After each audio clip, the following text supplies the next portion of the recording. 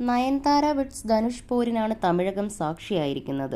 ധനുഷ് നിർമ്മിച്ച സിനിമയുടെ 3 സെക്കൻഡുള്ള ദൃശ്യത്തിന് 10 കോടി രൂപ കൊടുക്കണമെന്നാവശ്യപ്പെട്ടതായും ധനുഷ് തന്നോട് പ്രതികാരദാഹിയെപ്പോലെയാണ് പെരുമാറുന്നതെന്നും തുടങ്ങി നടനെതിരെ ഗുരുതരമായ ആരോപണങ്ങൾ നയൻതാര ഉന്നയിച്ചിരുന്നു.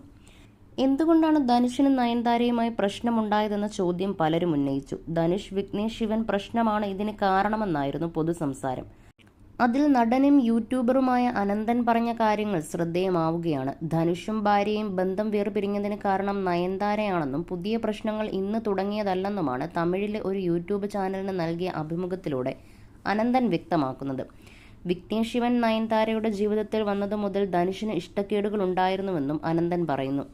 സാധാരണക്കാരനായ ഒരു അസിസ്റ്റന്റ് ഡയറക്ടർ വലിയൊരു നടിയെ വിവാഹം ചെയ്തു എന്നത് ധനുഷിന് ഉൾക്കൊള്ളാനായില്ലെന്നും ഇയാൾ പറയുന്നു. മനുഷ്യരെല്ലാവരും യേശുക്രിസ്തുവും ബുദ്ധനും ഒന്നുമല്ലല്ലോ. ഇത്രയും കാലം തന്നോട് അടുപ്പത്തിൽ